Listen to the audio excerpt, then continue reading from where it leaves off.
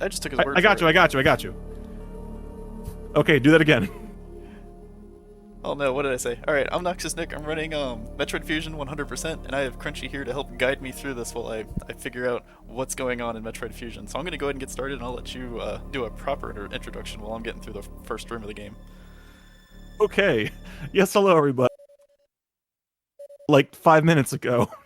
But the difference is that this time we're doing Metroid Fusion, the other GBA Metroid, and actually the first of the two.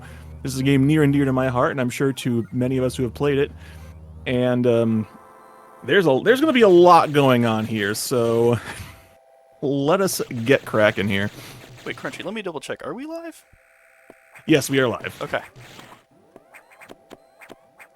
Now show us those sweet climb strats. I do a very safe climb in that room. It's not the fanciest or the fastest, but it gets me through every time, and I like getting runs started because this is a long Metroid run.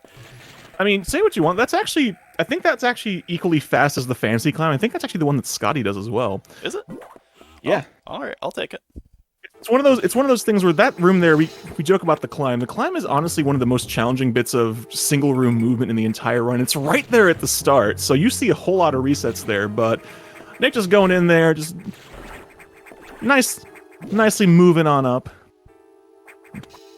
Oops, that horn node just saying no. I don't want to goopify here, but that's all right.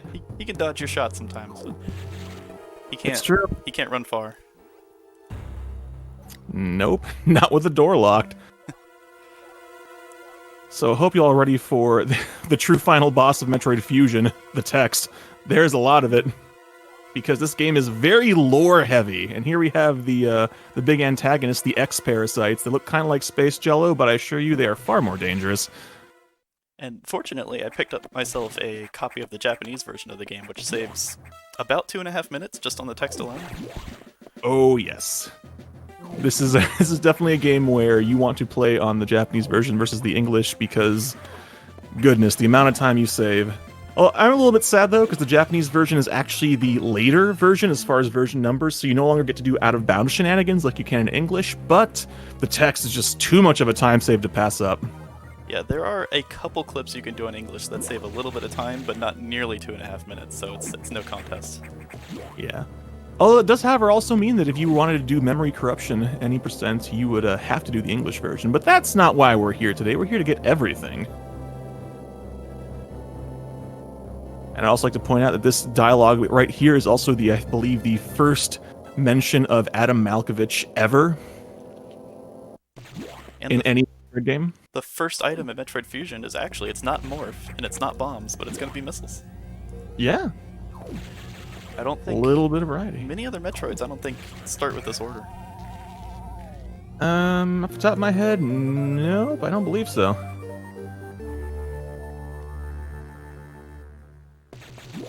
Although you really want to throw a monkey wrench in the works, say Metroid 2 just starts you with both, so there you go. But the real gimmick, the big gimmick with Metroid Fusion is that, unlike other Metroids, it's a fair bit more linear, because it's not just one big map you can go wherever, do anything. It's actually a map that things change depending on event flags the game has. So as you do things like kill bosses or grab certain things, it advances the event flags, which means that you have to do things the way the game wants. Like, if you were to actually able to kill bosses out of order, it wouldn't give you what that boss drops, it would just trigger the next event flag. So for better or worse, you gotta do things on Fusion's turn, which means all the fun cleanup happens at the end, but in the meantime, we are still gonna get to see Nick go through the rooms, grabbing as many things as are quick to grab on the first visits, and there's still a lot of really cool stuff you're gonna be seeing. Back starting right here, with this door. Door luck so far. I got the double. Ooh, yeah, that's real sketchy luck. But you got the double, though. Very nice. And one cool thing about this game is that hitboxes tend to be squares or rectangles, so if you can get 2 missiles to hit them at the same time, you get double hits. You can skip an entire cycle of invincibility frames. On a related note about the linearity of this game, the major upgrades don't actually count as a percentage, so you can complete the game with 0% completed and have every major upgrade. Yep, which is in fact a category.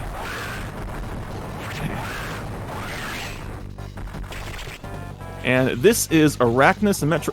Boy, that was a clean Arachnus. No rolls, super fast, very nice. Oh gosh. Bit of a struggle with the doubles there, though. Double missiles are very important on the core X's, especially later on when they take 6 missiles. You can cut the number of rounds in half. Do we got time for a quick donation? Oh, Yes. Excellent. I have a $10 donation from Pyro Grunt saying, I do enjoy me some Metroid. Here's to the kids. Heck yeah, both on the Metroid and to helping the kids. Because for those of you out there who might not have caught it, we are, in fact, raising money for Feed the Children, and we're really, really close to the 15,000 goal for the marathon. Well, I think what, less than $200 away now? That's correct. No Kids Hungry. We're almost there. So let's get those donos in, guys. I think we could absolutely hit that before the end of Fusion. Oh, totally, yeah. Let's hit 15,000. Let's see if we can hit 15,000 before I get to Nightmare. That'd be a good challenge. Absolutely. Let's do Oh, it. dang. Speedrun the 15K, dang, Nick. Being bold, and we're only getting started. I think we can do it.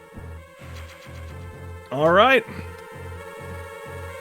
What's it gonna be, chat? You gonna make a liar of me or make a liar out of Nick? It's up to you. It takes me about an hour to get to Nightmare, so there's your time limit.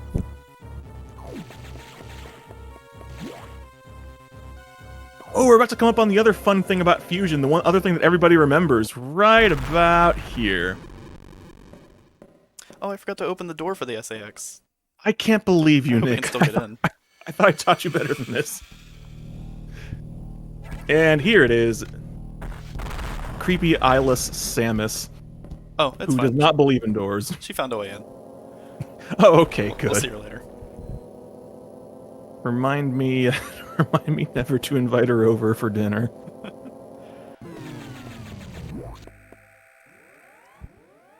But that is the SAX, the other major recurring antagonist of this game, who will be giving us trouble in a handful of spots. Hopefully not too much trouble. Nick does know how to wrangle the SAX. There's actually one moment coming up where I'm going to get very close to the SAX, and we're going to see if I live to tell about it or not. Please do, because otherwise we're going to be losing the better chunk of 20 minutes. We're all going to find out together. Oh, that's we're all in it together. I'm really confident about that SAX skip because like 90% of the time it works every time, so there's no reason not to go for it. Especially 100%. The 80% one is a lot dicier. But here we are. This is the first of the sectors. The big gimmick in this game is you are on the Biologic Space Laboratory Station, which is basically a science fair in space. And it has 6 sectors, each of them dedicated to a different biome. This is Sector 1, the the SR-388 biome, because this is actually in orbit around that Metroid homeworld, SR-388. But what's going on now is Nick is going to have to play HVAC technician and fix the air conditioners because the X's have touched all the thermostats, so we have to go and blow up the fans, as you do. This is honest to goodness dad strats. Don't ask me how I know this. Dang But there parasites are- touching my thermostat. Yeah, and you just know it too. You just know.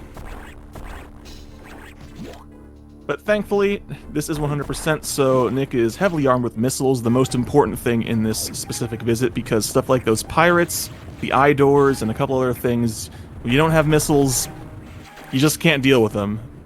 But thankfully, keeping health high, getting those green X drops, Nick making short work of this first visit to Sector 1 here.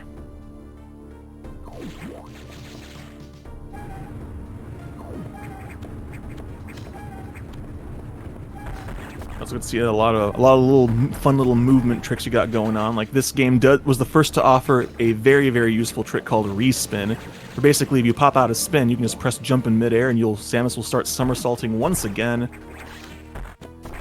Whole lot of wall jumping. This is also the first to have ledge grabbing. And this game just gives it to you for free. You don't have to pick it up later as an upgrade. Yeah. Well, I mean, I guess that does make sense, though, because, Zero Mission was the first mission, and now Samus obviously still remembers how to grab ledges. The lore that I've heard on that is that they removed Samus' suit for this game, so she's light enough that she can actually carry her own weight to pull herself up. Oh! And in Zero Mission, you have to upgrade your suit to be able to lift yourself. I guess that makes sense. Those shoulder pads probably are very heavy. And in this game, they are gone. Well, at the same time, I don't know. I feel like Samus probably could one-arm lift herself up even with the old suit. She's probably pretty buff. I hadn't thought about that. You only have one arm to lift yourself. Yeah, you don't think she's using her gun arm to lift things, are you? Like, she probably gives really firm handshakes. And, oh, dang. Showing off those newer strats there. Newer in the relative sense. But that was the first of the beam cores. Those are a little bit different than the ones you saw before. You can only hit them when they open their eye, but Nick's still setting up to get those double missiles. Once again, trying to cut the number of rounds down, but he gets one of the greatest power-ups in the entire game. Charge Beam in this game is distressingly good. It actually just does so much for you, especially early on. And once we clear the last air conditioner, that's actually it for this visit to Sector 1. There's a couple items that require more of the late game abilities, so we're just going to skip all the other items that are in here because they're kind of slow to get now anyways.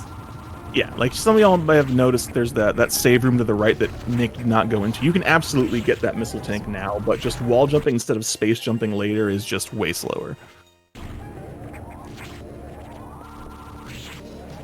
And there we go, you did it, you fixed everything.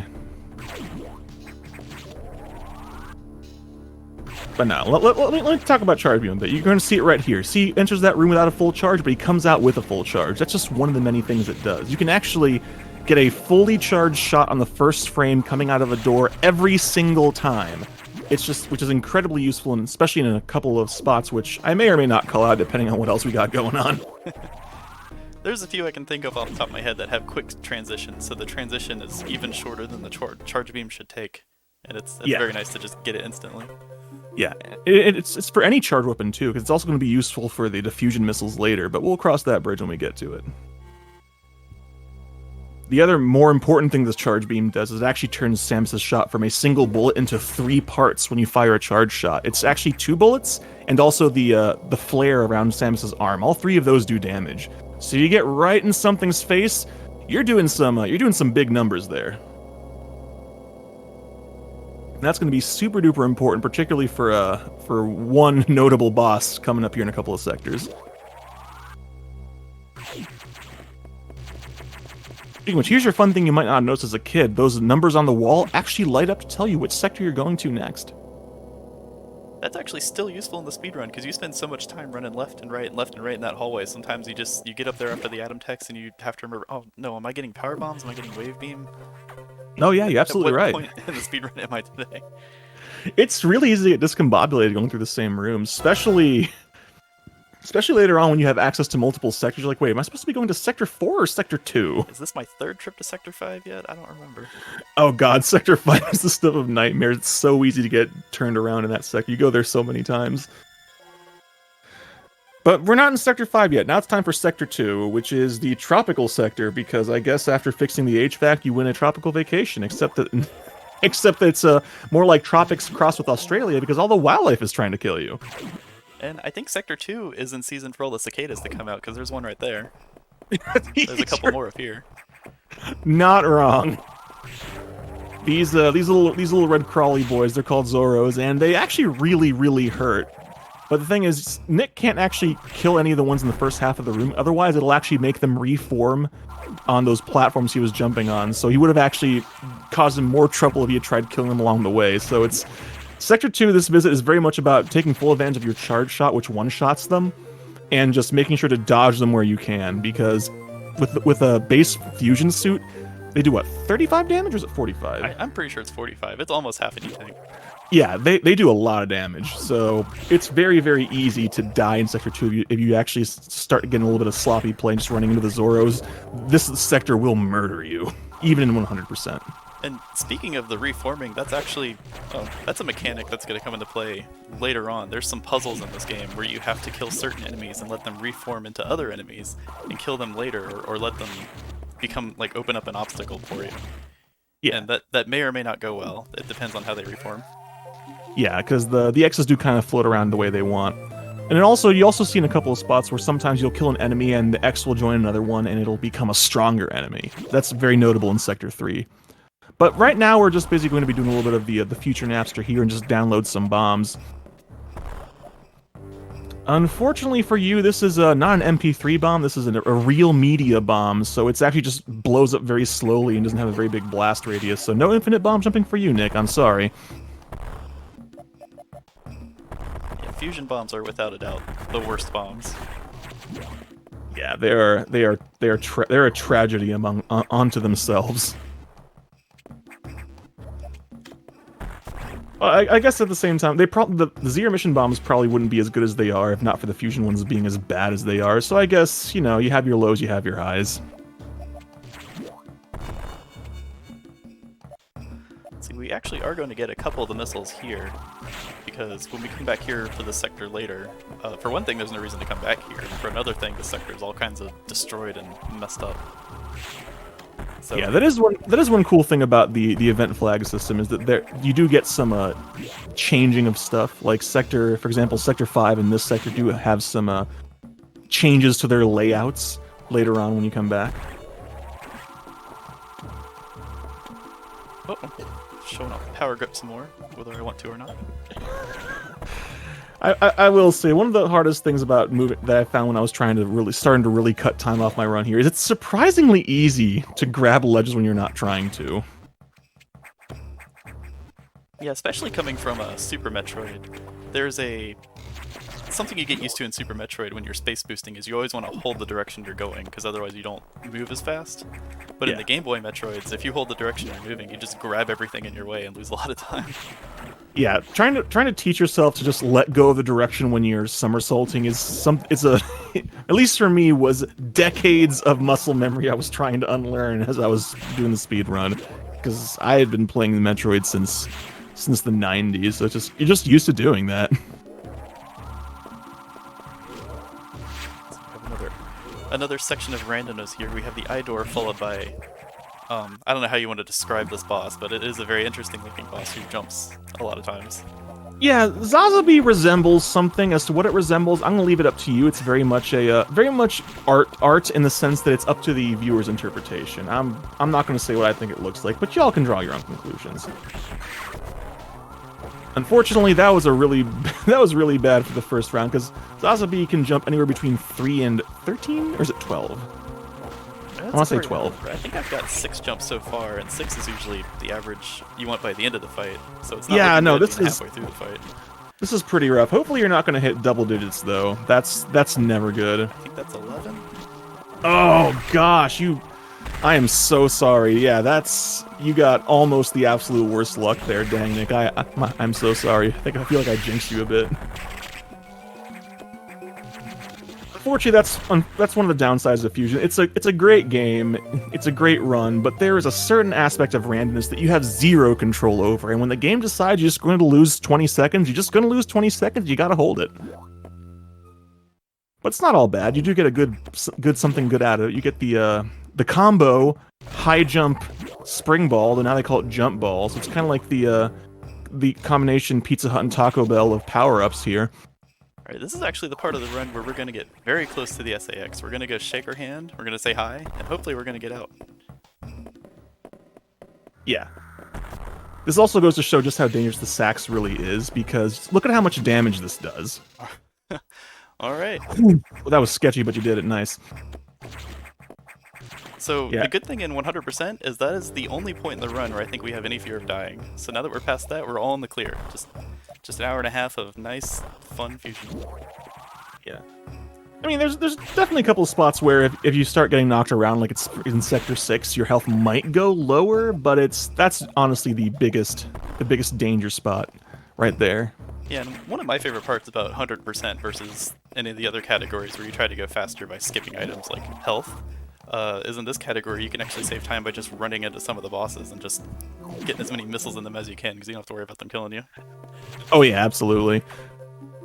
So I'm going to tank this enemy with my face while I empty several infantry units worth of ammunition directly into its hitbox.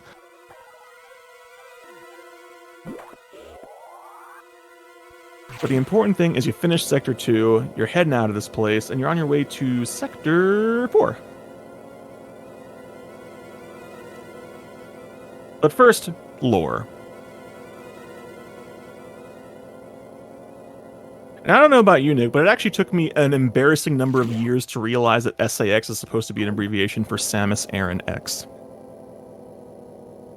Oh, that's a good point. I was today years old, and now I know that. All right, I feel a lot better now. In my head, I assumed it had something to do with SR388, and I never really thought about what the A stood for, and I kept playing the game too fast to figure it out. Yeah, when I was younger, I just figured it was kind of like they just took Samus, just chopped the mus off, and just said, okay, Samus X Nas. I would have believed that. Sax. Yeah, let's do that.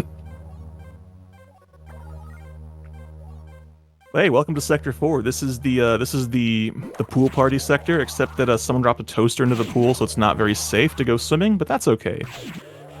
We're just going to avoid getting into the water as much as we can. But there's going to be a lot of really cool movement here. A whole lot of taking advantage of wall jumps, making sure to use respins, and jump extends. You saw one right there. If Samus is somersaulting and you shoot to break out of it, it kills her downward momentum just briefly enough, and you can actually get a little bit of extra distance and get to ledges you might not otherwise be able to reach. And a little bit of pseudo screw attack right there. Hold that charge while you somersault. Yeah, no, this is the sector where you really start taking advantage of all the stuff in Samus's arsenal of movement and attack tricks here. Don't forget our shooting. Oh yes, definitely our shooting. For those of you who may have only played Super Metroid, in this game, in order to activate missiles, you just hold the right shoulder button, which just makes it light up, and then when you let go, it goes away. It just makes it really quick. But that also means that if you're somersaulting with a charge and you press R to activate missiles, it releases your charge shot without breaking out of somersault, which is pretty darned useful, especially later on when you have the speed booster. Yeah, there's a couple sections later on where you can space boost through several rooms thanks to our shooting, because you can shoot the doors while you're space boosting without losing your speed. Yeah, no. Say what you want about Fusion, it's got some really, really sick movement tech in it. Speaking of sick things, I got a sick donation. If you guys have time. Lay it on me. Sick $25 donation from Luna Zephyr13R saying, "Good luck, Noxious Nick. Hope this helps Luna. reach $15,000 before the end of Fusion. Love, Luna." With a heart. Aw. So thanks, Luna. Thank you, Luna. Very nice donation from my wife, supporting my run. I'm very happy for her. Aww. Oh gosh, I feel all warm and fuzzy now. That just means we're getting closer to feeding the children, so we gotta keep it going. Yeah. Pretty darn close. Getting a little stuck in this room, but we'll make it out. Yeah, this is one of those vertical rooms for a game that's often very horizontal. Going through this room is actually surprisingly tricky, especially with those ouches just going wherever the heck they want. That's actually true in any Metroid. The vertical rooms are usually the most challenging to go fast, because you want to jump just high enough that you can start jumping immediately afterwards, but you don't want to cut your jump too short and lose all your vertical speed and time. Yeah, no, that's the downside. Like, jumping is slow, both horizontally and vertically, but I mean, under jumping and falling back down is even slower, so just take some practice. But here we go. It's time for... I just forgot its name. It's Saris. Saris, thank you. This is the first time I ever forget that, and I feel really, really silly. But this is Saris. Saris takes 5 missiles, or alternatively, 2 charge shots if you get right in its face. Alright, save that one. Very nice. That's the 2 round you want to be seeing. This is a 5 missile core, so you want to be getting 2 doubles and a single. There's a double right there. And there's that second double. Very nice. Actually, you actually got to see something this time we didn't get to see last time. You saw how that core became grabbable pretty much immediately. That's something we call sweet spot. Because basically, no matter where you kill the core X, it always flies to a specific spot in the room before you can grab it. But if you kill it right on top of that spot, it becomes grabbable immediately, so you save time. That's what we call sweet spot. And it can save quite a few seconds, in fact. So you're going to be seeing Nick try to get that every single time if he can. Yeah, I want to say it has something to do. There's something called oscillation, and I'm not that familiar with it, but if it's not in the sweet spot, it'll kind of jitter back and forth. And sometimes you might see me standing where it should be, and it looks like it's there, but I just can't pick it up. Because it's jittering back and forth. Yeah, like sometimes you'll get it really close to the sweet spot, like on one axis but not the other, so it'll just kind of bounce back and forth very briefly before you can grab it. And now imagine that, but also moving across the room. That's what can happen when a boss gets away from you, so you really want to be shooting for that sweet spot. So that actually means there's a lot of things you gotta keep up with on any single core. Actually gotta try to set up for the doubles and also make it so that last double will put it right where that sweet spot is. So there's actually a fair bit of strategy to every single boss kill just because of those core X's. And look at you, you lowered the water level. Now it's actually going to be a bit safer to go down there without getting zapped.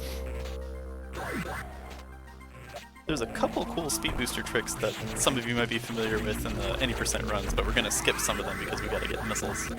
So if we do the fast speed booster through this hallway, we miss out on this missile. So we're going to grab it now.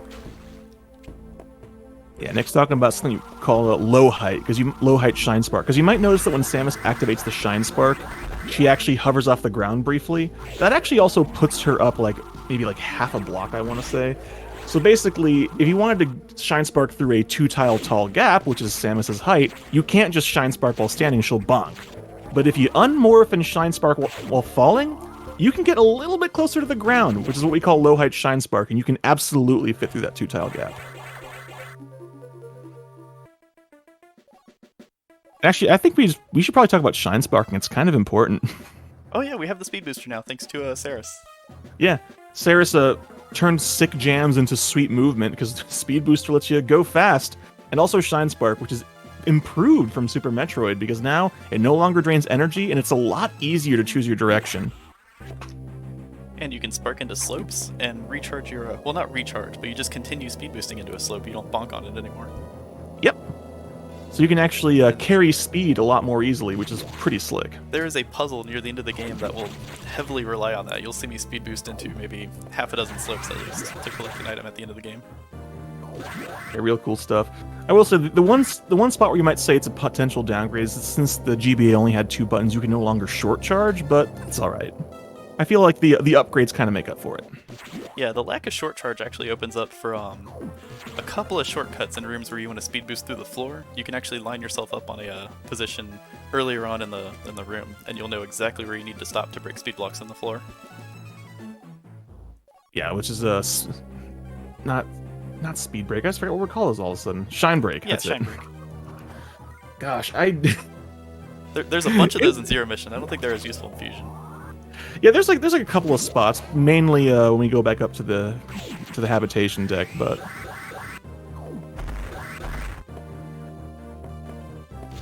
all right, now we are in Sector 3. This is the nacho cheesier sector here. Nothing's going on right now because the X's have not gotten into here, but unfortunately we need to go to the data room, which means we have to unlock the doors because keycards? No, this is the future. We don't have keycards. We have difficult to get to panels that unlock all the doors at once. You know, just like good security. Yeah, it's the standard BSL layout. If you want to open the green doors, first you have to climb into the ceiling and fall through the rafters to unlock the door that you skipped.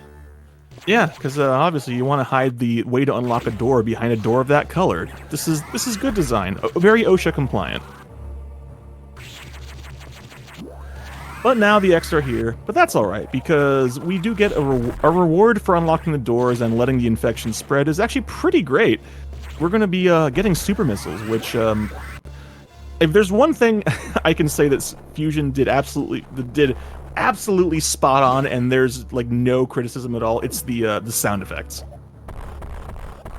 Because the missile explosion is one of the most satisfying missile explosion sounds in the entire series. It's like bar none.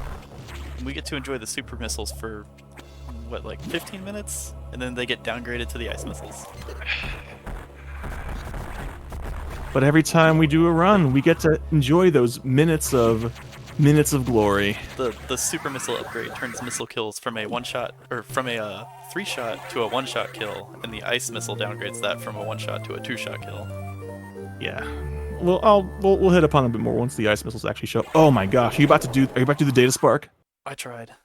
Oh, you tried. That is a hard trick to pull off. It really is. I'm still not entirely sure how Scotty gets it like every time. I always go for it, but I think I've gotten it maybe twice. And I usually bonk into the ceiling when I get it because I don't know what to do when I actually get the trick.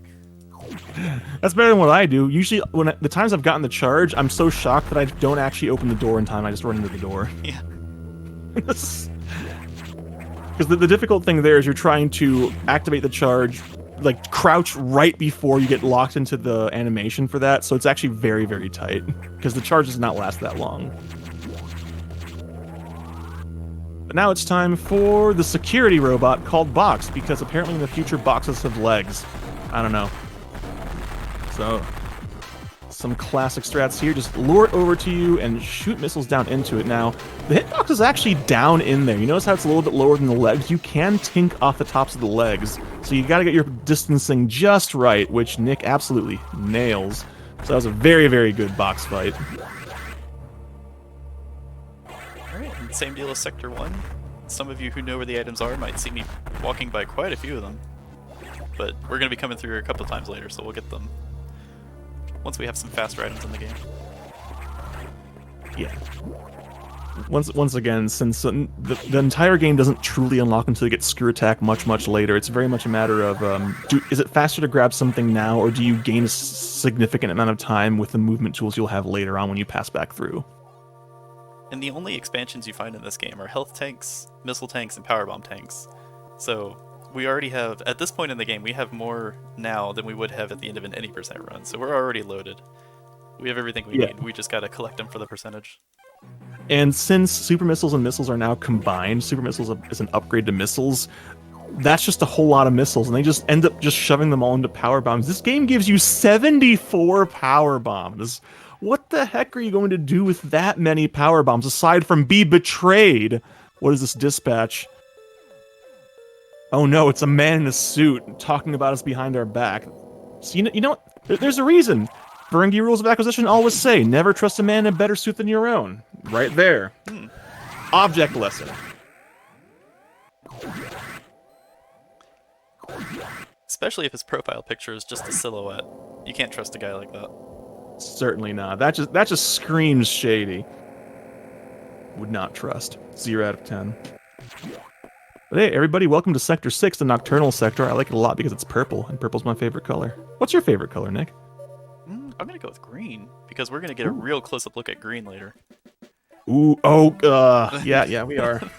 Yeah, we are. Those sounds were exactly the response I was looking for. Happy to help. So the thing with the Nocturnal Sector is that the X have been combined with cold DNA, so now they can freeze you from within, because Samus is part Metroid now, and the Metroids are weak to cold. It's one of their few weaknesses. Now here's a fun thing though, this sector's supposed to be really dark, which if you played this on the original Game Boy Advance, it absolutely was, but with the Game Boy Advance SP and this, it's not really dark at all. You can see a little lit circle, but the problem is the non-lit parts are still barely any less bright. So it just ends up being very purple and full of blue raspberry Kool-Aid X-parasites. I always like to imagine that Adam wanted to be helpful, and he's got a spotlight trained on Samus at all times, because he is controlling the computers in this game.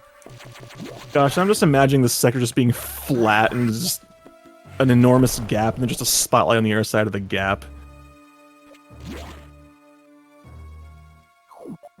But hey, we hope y'all like some smooth jazz, because here comes the sax once again. And I've already had one handshake with the sax, and I think that's enough. I'm going to let this one get away from me. Yeah. There is a very fast strat here where you can get up close and personal again, but it doesn't save nearly as much time, and it is also very much harder. Yeah. That said, you are still going to do something to speed things up here, because otherwise the sax just leaves the room slowly, so you're just going to poke it, let it jump over you, and then run past. It's kind of like poking a bear with a stick, except that it's not a bear, it's a soulless killing machine with an arm cannon, and you have a reasonable chance of survival. Please don't poke bears. Pretty good bug RNG in this room. Those 3 bugs on the ceiling can go in any direction, and all 3 of them going right is what you want to see, because they're not in your way.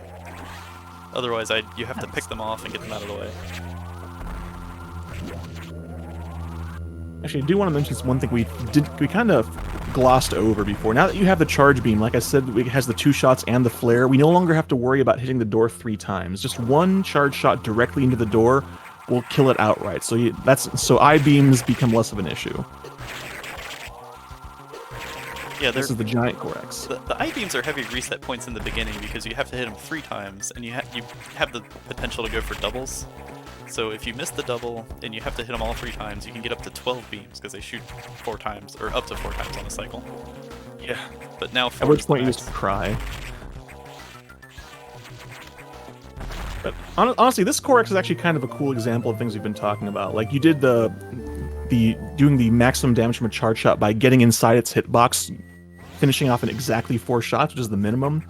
And then we had to deal with the Corex. This is a 6-missile core, but it's actually something that's not really obvious, is that the double missiles are actually harder than they were even just 1 Corex ago. Yeah, the super missiles are slower, and they come out, like, I can fire them slower. So each Corex that has doubles, I have to time differently and position it differently. Yep. And this is going to be the case for every missile upgrade, and since the gap between the shots gets longer and the missile speed gets higher with every upgrade, it actually becomes substantially more challenging as time goes on. Ice missile doubles are pretty darn tricky, and diffusion doubles are... Oh boy, diffusion missile doubles. I'm trying very hard to look at the screen as little as possible right now because we have the Various suit, and I like to imagine that when they were designing this suit, the intern was running into the room ready to help design and accidentally spilled an entire cart full of Pantone swatches, and no one wanted to call him out because they were being too nice, and then just grabbed 2 at random, and this is how we got the colors for the Various suit. It's, I don't even think Versace would sell this. It's pretty bad.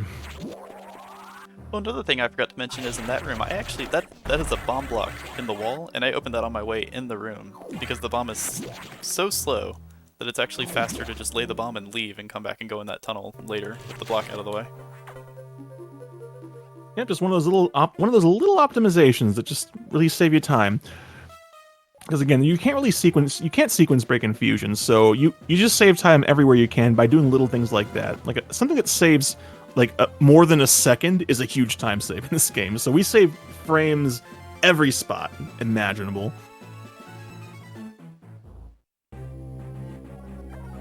And here we go, about to enter the final sector, Sector 5. Now, interestingly enough, because we unlocked the doors for Sector 6 and 5 are both behind the same color, which was to say the green doors. That sound. Yeah, here's a green door. Yeah, so you can actually go into Sector 5 before Sector 6, but Sector 5 is the cold sector. Remember we said before about Samus being weak to cold? If you go in there, you're going to start taking damage like a heated room, because Samus just don't like the cold. But now with a Various suit, she's fine.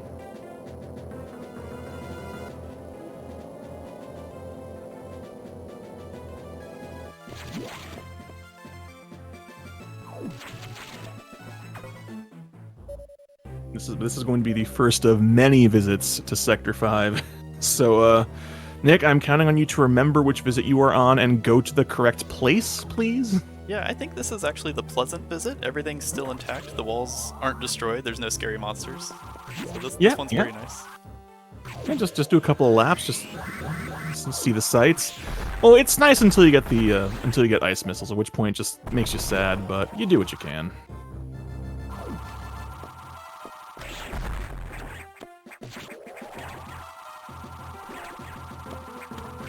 There are some runners of the past before my time that have their names carved into Fusion history for trying to skip the ice missiles, but unfortunately, you have to get them eventually. Yeah. There is a...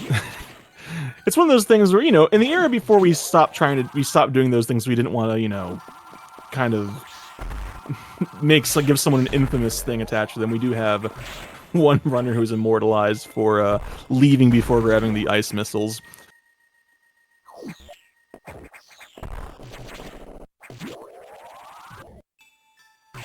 In the meantime, Nick's just going to be making his way through. The big thing about this visit is those waivers. They can be in a handful of different positions and directions and speeds. So you have to basically be ready for whichever one of those they're going to be in, because it's very easy to get knocked around a whole bunch and lose seconds trying to regain your momentum, especially in that big room. Yeah, I had very good waiver luck today. I didn't have to dodge any of them. Sometimes they overlap with the blue X parasites, and even though you try to shoot them, you'll shoot the X, and you have to go back and get your speed booster again. Oh, I hate that. It's the worst. That particular positioning is one that's the least. It's the one you want to see the least, because you have to basically like release that charge shot the last possible second. Otherwise, it will get absorbed by the X parasite, and you'll just run indirectly into the waiver. But no, it seems like. Oh, we were talking earlier about the releasing the charge shot. That right there is one of the spots that enables Nick to open the gate without running into it. Alright, we were talking earlier about the enemies reforming after you kill them, and this is our first puzzle that relies on this mechanic. There's an enemy on the floor and an enemy on the ceiling. And neither of them where I need them to be. I have to kill at least one of them. I'm going to try and kill the one on the floor and see if I can get him to reform into a helpful Ripper up here to help me reach this item. Oh, and I got the bad Ripper. He spawned all the way on the left and he's moving left. Oh, it's the worst. He can spawn randomly anywhere in this area and be facing any direction, and he can spawn right where I froze him, and that's the best luck. I don't have to wait any time, but I lost a little bit of time there. That's unfortunate. One of those little things you can't really control. But I played it safe and let him get into position, because sometimes he can be risky and just try to make it work no matter where he spawns, and if you freeze him in the wrong position, you have to wait even longer for him to thaw out to reposition him. Here's another example right here. Just letting the X join up with the, that's right, what they're called. So with the K goes and turn into those big green pillars of, I don't even know what to call them. They look kind of gross. I just call them stretchy Kagos. Stretchy Kagos, there we go. Kago XL. Alright, I think but with that, done you're with done. our... Oh, no, after you, Crunchy. Oh, no, go right ahead. I'm just going to figure out what this shadow is. Say your thing. I was going to say, I think we've visited all the sectors at least once. Now we're going to go check on the main deck and see what's going on up there. Sounds good. Oh, wait. Uh-oh. Oh, no. Maybe not. It sounds like, what's that voice saying? Because I think I have the stream muted. It's saying something about an emergency, but where? Maybe chat knows. Maybe chat knows. Chat, help me out here. I can't hear this. Where's the emergency?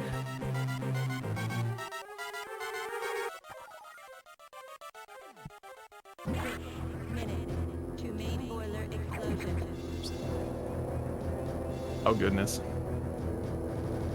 Okay, thank you. I was getting a bit scared there. I was worried that we would never figure out what the emergency is. Oh, but yes, indeed. There it is. We have an emergency in Frankersy. It's time for the emergency section. This is one of the time-honored traditions of Metroid Fusion speedrunning, which is, I want to see this chat buried in Frankersies as long as that timer is running. If I can see words, something has gone wrong. If someone is posting something that is not Frankersy, you need to pull them aside and tell them this is Frankersy time. But only for the next few minutes. Yep. And there's not too much to say about this. It's basically someone has once again touched the thermostat, but they touched the big thermostat, the one that actually controls all the other thermostats, the one to which all other thermostats bow and defer. And unfortunately, they turned it up all the way, which is just kind of making the boiler go haywire, because apparently in the future we still have boilers. I don't pretend to understand these things. I'm not that kind of engineer. But we have to go down there and fix it. And we only have 6 minutes to do it, which is about 4 minutes too many. And this is also kind of a training section where the game wants you to learn about using ice missiles to freeze enemies. So it gives you a whole bunch of stretchies you have to freeze and use as platforms.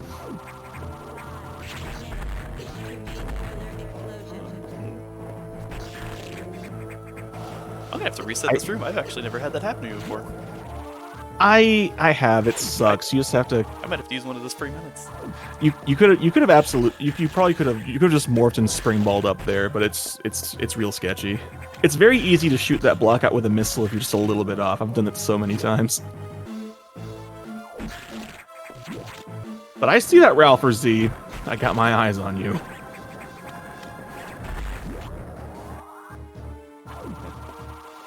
Here we go. 4:35 door time. It's It is far from the worst door time I've had. Here we have another beam core, 4 missiles, but with a setup here we can get doubles. Not quite. Oh my goodness. No doubles today. Goodness, you must have been a little bit more shaken than I thought by shooting that block. But hey, you know, you still got yourself a 416. For marathon, we take that. All right, so Franker Z time is over. Yep. If anyone continues posting Franker Z, oh, do we still ban them, or they just get started talking to in this day? No, you know, you usually banning, but you know what? I think we're feeling generous today. I do want to feed the kids, so I guess we'll let them off. But Franker Z time is over. Yeah, no more Franker Z. But you did it though. You saved the station. In case you're wondering, if that timer does run out, the station just explodes. There is a cutscene for it, which I don't know about you, but I've seen it because another Fusion runner at JRP sometimes will just sit there and let it run out when he needs to, I don't know, do whatever it is Australians do. Well, no hate. JRP is actually really cool, dude. I like him a lot, but that's just the only time I've ever seen that timer run out.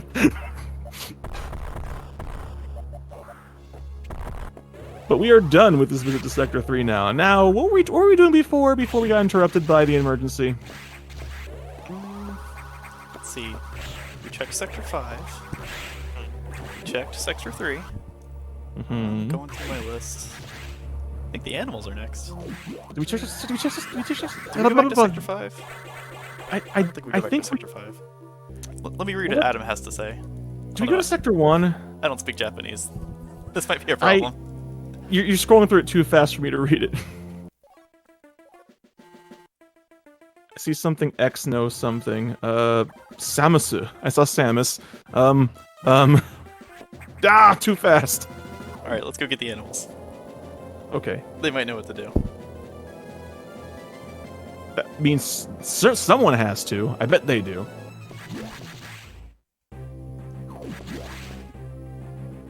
Unfortunately, there is no number for the main decks. We just have to assume that since something's lit up, we have to go back up the elevator.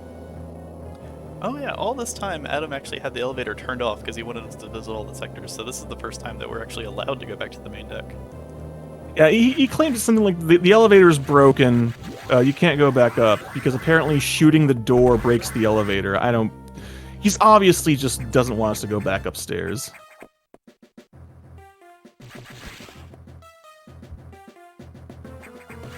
But hey, climbing through this room is definitely smoother now that you have yourself some high jump.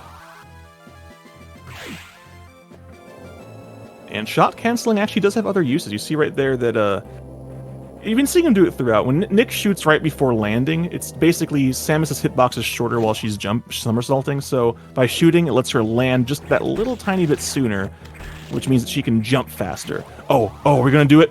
Oh, we're gonna do it. Oh, Nick. You deliver on the impossible strat. Oh, very nice. That is the first time I've gotten that in a run, by the way. I go for it every time, and I've never gotten it yet. Oh my god, first time in... Y'all, you are getting the S triple plus right now. Because we don't call it the impossible strat for nothing. That strat is actually impossible. No one can do it. Literally impossible. And today... Oh gosh, I need a moment. Gosh, I'm overheating here from the Whoo. All right, now that that's out of the way, let me make sure I don't forget any items. Get this missile. You also got pretty good animal luck there. The animals some take a random amount of time to pop out through the door, and yeah, that was not super fast, but also not slow, so it was pretty good. Oh god, I looked at the screen again. Oh, I forgot the screen warning. Yeah, if you can go back and watch this after hearing this message, don't look at the screen. Oh god, it's too okay. late. I'm glad we enjoyed our time just back up to the main deck, saving the animals, and now Adam is going to very matter-of-factly tell us everybody's dead. Thanks.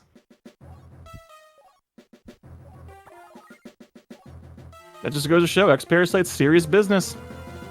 Heck, the only reason they don't hurt you is because it turns out Metroids are the natural predator of the X. And since Samus eradicated all the Metroids in SR388, that let the X's run rampant, and welp, that's bad news for everybody.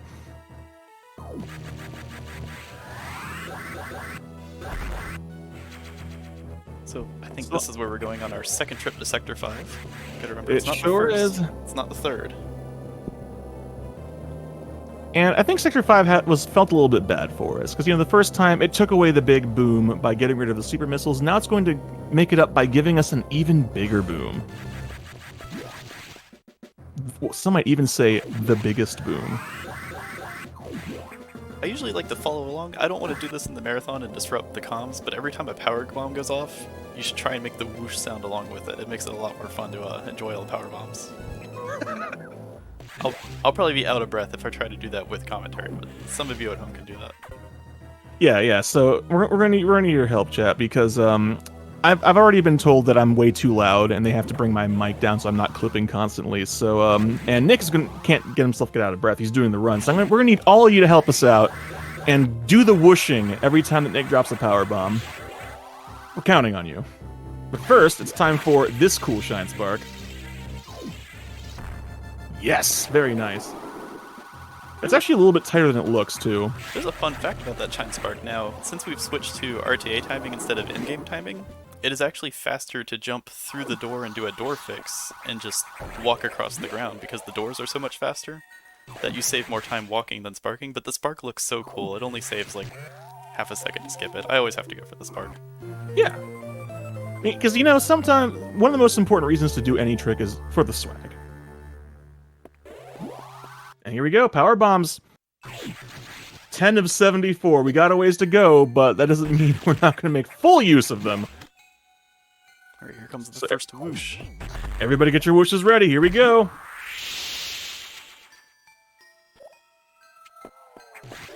That whoosh is the second loudest thing in the game.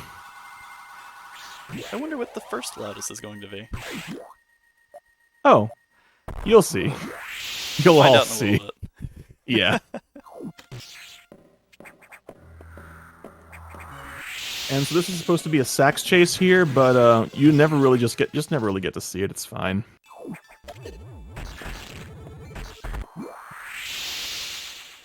Now, dropping that power bomb high in the room is actually important because there's actually blocks up above he's also trying to break. And you got them all very nice. And now hopefully a little bit more Ripper luck. And yes, very good Ripper positioning. Excellent Ripper luck today. And chat, we love you. Thank you very much. Making sure that we got those good quality whooshes going. Oh god, it just puts a smile on my face.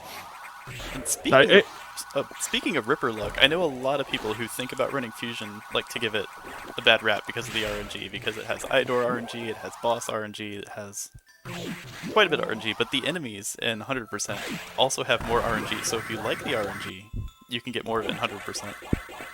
Proof.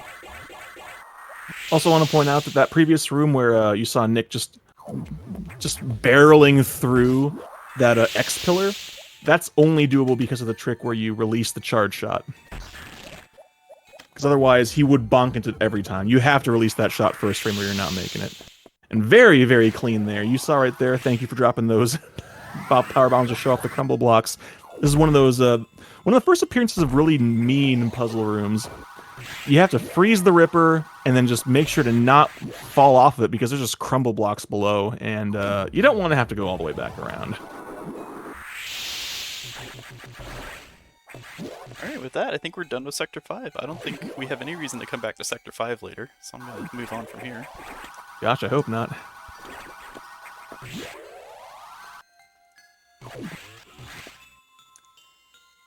And I think at this point, I'm just going to go back to the ship and finish the game. See if we can get out of here. That seems good. Not to mention that Computer Dad wants to talk to us, go back to the ship about something. I don't know. I don't know. You didn't scratch the car, did you? No, you know when your dad tells you, come here, I want to talk to you, and you know you've done something wrong. That's what Adam just said in Japanese right there. We have to talk. That's never a good sign. That means I'm about to ruin your evening. I have to think about all the walls I've broken and all the doors I've opened and all the items I've stolen and wonder what I've done wrong to get Adam's attention at this point. Gosh, you've been opening doors, more like doors you didn't open. Oh god, the elevator broke again. Just like in real life, when the elevator breaks, you have to crawl through the air vents.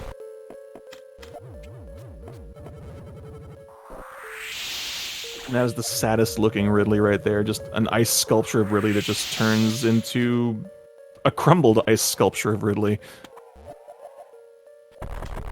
And this room right here is actually a surprisingly nasty room. Those enemies, I don't remember what they're called, but their spit is random, so there's a possibility that they'll just keep spitting on you and knock you out of runs, so then you just don't get the speed charge. And they hurt a lot. Fortunately, in 100%, we don't need the speed charge as much because we want to power bomb those blocks for the missile tank, but in any other category, you want to just run through that run. Yeah, you can legitimately have a run die in there if they just decide to spit on you enough. Oh, not taking the safety save. Goodness gracious. So anyways, there's a target down there on the map, and also, hey, it's the animals! They made it back to the ship. Dad wants you to pick up a lint roller on the way back to clean up all the animal fur off the upholstery. Yeah, unfortunately, we haven't finished all of our chores yet, so he's not going to let us leave. Oh, dang it.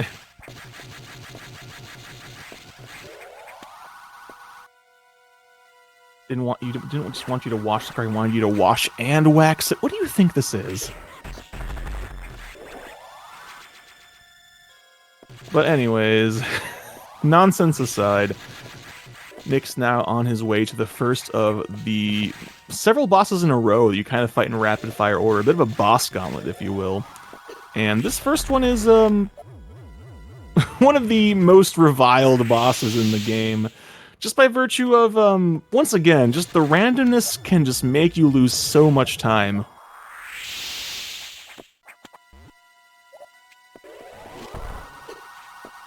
Thankfully, to start off, Nick can in fact hit it before it appears on screen by jumping and shooting missiles, because as long as you're not standing on the ground, its hitbox is active even when you can't see it. So everybody get ready, because here comes Yakuza. So this stupid spider, you need to open its mouth again, but if it doesn't want to open it again, it's just going to keep moving around like this. Up to 4 times before it opens its mouth again. Oh, come on. Don't do the 4 cycle. Don't do it. We're getting the full Yakuza experience today. Oh, God. We're getting the full Yakuza experience. The worst. Thankfully, though, sending it into Phase 2 here, this is actually one of the more, surprising. You go from one of the most random bosses to being one of the most skill-intense bosses with the second phase. It just bounces around, and you have to react to its positioning, its speed, and its everything as quickly as possible to try to get it into this core phase, and it's actually pretty intense. And when you get it right, it feels real good. But now, ice doubles. Very nice, got one right there. And another one right there. The cool thing about ice doubles is it's very obvious when you get them, but the less cool thing is that the timing is, you have to get to fly in from a higher angle, otherwise you're just not going to get them. So it's getting a bit harder to fudge the positioning. Yeah, the trick for the doubles is the core is not actually a circle, its hitbox is a square flying around the room. So what you want to do is you want to get that square to be flying horizontally really fast. Fire the first missile and jump to fire the second missile so they kind of line up with each other and the square lines up with the missiles. And if you do the math right, you check your trig, they'll all connect at the same time, just gotta trust it. Yep. You can also get a couple missiles into it while it's forming in the first place, although that's not always viable, but when you can, you go for it. And you seem to be having a little bit of struggle there with the space jump because I don't care what anyone says, Fusion space jump is the most obnoxious space jump. And now it's time for the proper Sax chase. This time there's no getting around it. You have to have this chase. Thankfully, the Sax is still not terribly smart, so it's just going to lag behind you and then just fail to jump down here after you. If you stand up there just watching, it'll just jump back and forth and never quite come down after you. It's kind of funny to watch. Fortunately, now that we have the Various suit, it can't freeze you anymore. But it still does like several hundred E-tanks worth of damage, so you don't want to touch it. Yeah, no, Sax does a lot of damage, and especially early on, it's big. It's actually kind of neat, though, from like a lore standpoint, that the way it tries to kill you is it tries to freeze you, then shoot you with a super, which, if you played Super Metroid, is the most efficient way to kill a Metroid. So it's treating you like a Metroid, and that's kind of neat. Well, those little touches.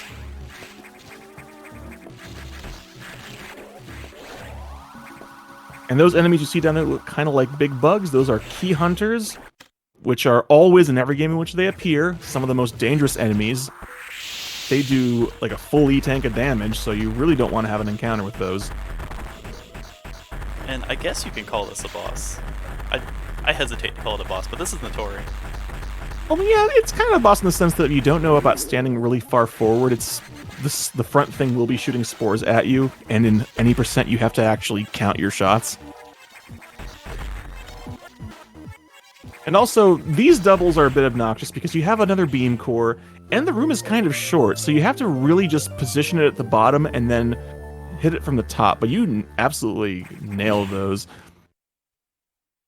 And you get a big prize for it too, Plasma Beam. We're coming up on Nightmare pretty soon, so how is the, where'd that Notori come from? Where's the donation at? I'm looking over here and I'm not seeing the goal mat yet. I think it's a little. I think it's perhaps a little bit inaccurate because I think it also counts. Whatchamacallit, also counts bits. I think toward it, and we did have a pretty sizable bit donation earlier. So, all right, because there's still time to get in there. I'm just making sure. The bids won't be added until a little bit later by my estimation. My Tiltify hasn't updated, but according to my Tiltify, we are roughly about $130 away from our goal, which that 10,000 bit donation equivalates to roughly about $126. That technically puts us about $4 away from our goal, effectively. oh my $4. goodness! I think we can make that. Yeah, I think we can. $4 before you can make it all over to Sector 5 to fight Nightmare. That's very doable. So the Tiltify probably won't reflect the bits until a little bit later, but that's what they'll be going towards after the event, I do believe. Okay. Fiesel Yes. or admins correct me if I'm wrong. So, can we get $5 on? Or $130 to get the actual counter and stream up? That'd be amazing, guys. Yeah, I mean, I'm not at Nightmare yet, and I still have a lot of Fusion to play. If someone wants to try and get in there before the end of the run, I think we can hit the goal. Yeah, for sure. I think we can. For sure. Definitely. But which is this? This isn't the second trip. This is the third trip to Sector 5. It's going to look a It little sure bit is. Yeah, thankfully this time it looks different, so you don't have to worry about the same danger of getting disoriented.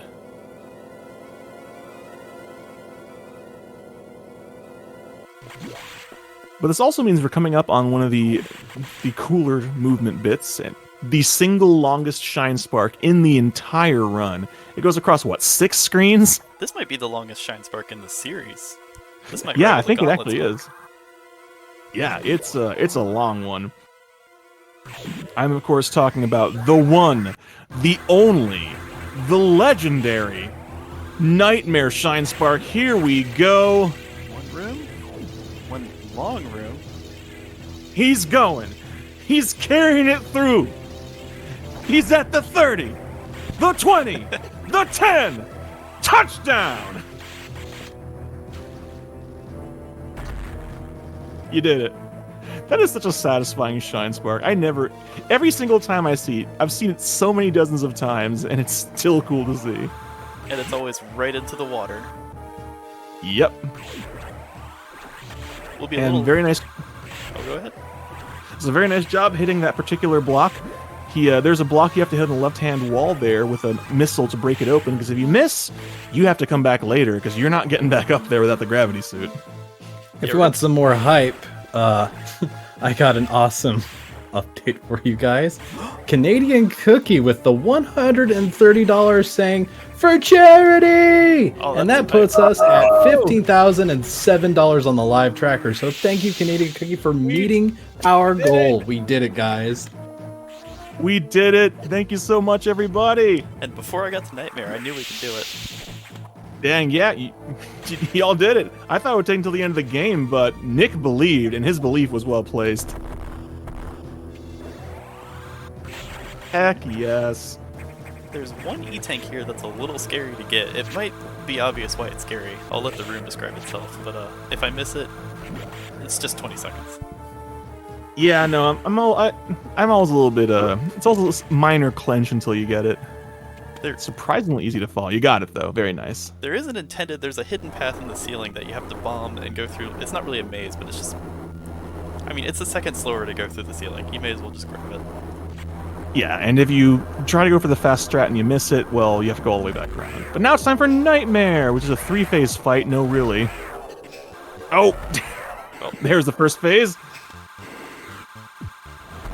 And there's the second phase. I never said it was a long 3 phases. Oh, it can be. Oh, yes. This third phase is where the fun begins. You just have to empty missiles into its face, and afterward it's just going to be chasing you and an invisible dot that moves around the room, but very, very nice. Getting it back to position. It's not going to stop moving until it gets completely on screen, but dang, Nick just got into position real quick. Yeah, Nightmare cooperated very well today. He can certainly just fly around the room for not a whole minute, but for quite a long time if he wants to. Oh, absolutely. Okay, let's see, you got one double. Yeah, there we go. Double doubles. We take those. Like, obviously you want to get triple doubles, but even just getting double doubles, that's just 2 entire cycles you're removing from that, because each cycle is, what, like 5 seconds? Yeah, sounds about right. Yeah, so they add up real quickly, considering how many core X's you have to fight throughout the course of the game. Here I'm showing off how solid the doors still are. Even the Shine Star can't open the doors. You did it. I'm very proud of you.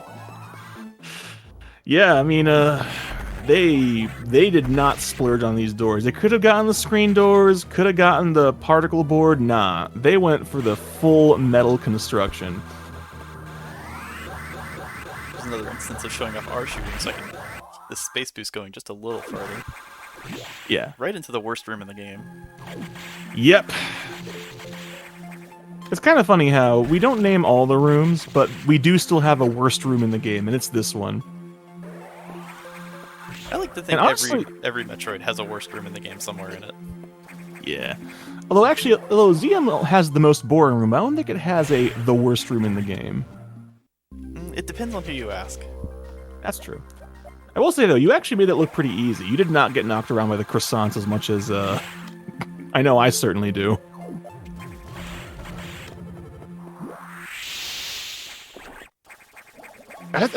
I'm seeing chat talking about double-double. It's actually kind of interesting how that's just kind of one of those language differences, because when I think double-double, I always just think of, like, burgers. But apparently in Canada, it's like a thing for coffee. It's, what, like 2 creams, 2 sugars, I think? News to me. That's pretty interesting. Oh yeah. Little linguistic differences are pretty. I find them really cool.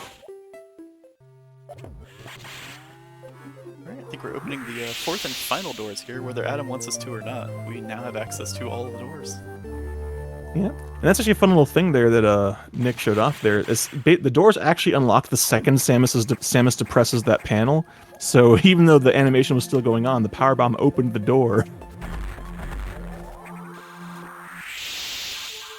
And that's time for another one of those kill enemies, let them reform things. Just gonna kill those crabs, let them reform into the golden crabs, then just take care of them with plasma, because we didn't talk about how great plasma is, did we? Not yet, but I did want to point out that I stayed way far to the left of that room because you want those crabs to reform. It's actually possible to pick up the X like you're picking up a drop and you'll fill up your health and ammo, but the crabs don't show up and then you can't open the door.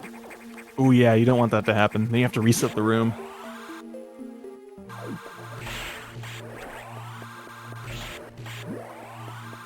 Okay, yeah, so it's been confirmed to me by Canadian Cookie. Canadian Cookie, once again, thank you so much for your generous donation, by the way. That was, you pushed us over the edge, and we thank you from the bottom of our hearts for it. But, okay, yeah, 2 cream, 2 sugar is a double-double. Apparently it's also a thing in basketball, though it's not a common term in basketball. And, yes, those who live on the West Coast familiar that Double Double is also a very common In-N-Out thing, which I have not been to In-N-Out Burger in many years, and I miss it.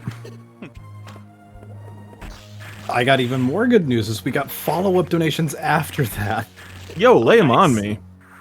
Sailor Jade, I guess, getting in there just a hair too late, saying $5, saying doing my part to hit 15k before Nightmare, so good job, Sailor Jade. And Ouroboros with $20 with no comment. So keep these donations, because every donation after this, even though our goals have been met, let's see how much we can raise before the end of the event and get some of those kids well-needed meals. Thank you so much, everyone, for participating in this. This is amazing.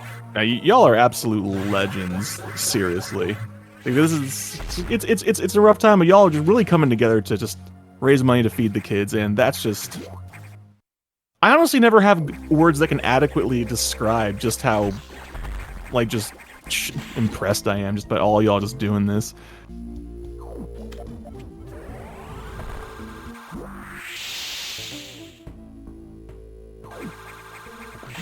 I think I'm also kind of trying to distract myself from the fact that we're about to get the Diffusion missile upgrade here.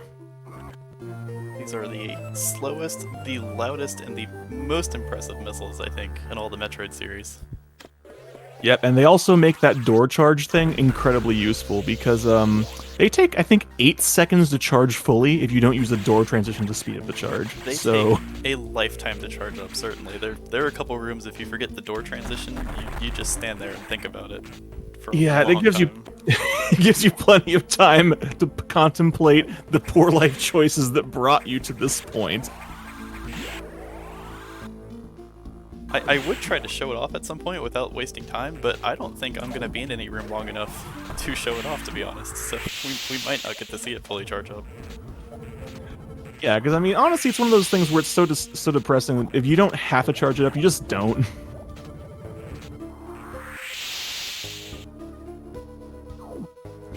But hey, congratulations, you finished cleaning up Sector 4. Let's see. I managed to get charged up in this room, so it takes that long to charge up. For yeah, it's... And the unfortunate thing about it is that it's actually kind of a cool mechanic, the whole just the expanding freeze particles, but you don't really get to use it very much. There's not really that many places where the game requires you to use it. There are a few puzzles in Cleanup that actually, I think they intend for you to use diffusion missiles in order to solve the puzzle the correct way, but we're going to go fast and just blow our way through the puzzles without using diffusion missiles. Yeah, and honestly, the puzzle. I know which puzzles you're talking about, and I don't find them any easier with diffusion than I do with the speed strat, which is honestly still challenging. I just suck at those puzzle rooms. That's my point. Hey, back into Sector 6. And now you don't have to worry about those blue X's. But actually, I don't think we had pointed out at the time, but another cool little touch in this game is that earlier on, the blue X's were actually always trying to, like, come at you because they wanted to be absorbed because they would hurt you. And then the room immediately after the Giant Core X fight, they were still coming after you. But after that room, they would start fleeing. They know. Even in that same room, if you go back into it a second time, they no longer come straight after you. They actually will just flee because they know that they can no longer hurt you. And that's, like, I don't know. Just for me, just the 2 GBA Metroid games, just the amount of just fine details that they really just worked on to just put these games together just really shows that it shows a certain amount of care that I just really appreciate. Like, the people making these games really just gave a crap, and it's always nice to see, especially from like a big developer. Yeah, but then you find rooms like Crumble City. I mean, not to steer this in the other direction, but there's nice touches, and then there's Crumble City, and we're gonna see Crumble City later, and all my good thoughts about the developers start to turn to why. Well, because you had maybe 10 developers, 9 of them are having a good time, and the 10th one just got a parking ticket that morning, and well, we have to suffer for it. Just how it be. It's fine. But that's another one of the reasons why I like running 100% for Fusion is there's a good chunk of the map that you actually don't get to see in any of the other categories because you just want to finish the game. But there's a lot of neat little puzzles and hidden areas that 100% really gets to show up. Yeah. Oh gosh, speaking of showing off stuff, oh goodness, using some fancy strats here for the Xbox. That's right, the box is back. This time it's showing off its brain in a tube and its fancy new Microsoft sponsorship.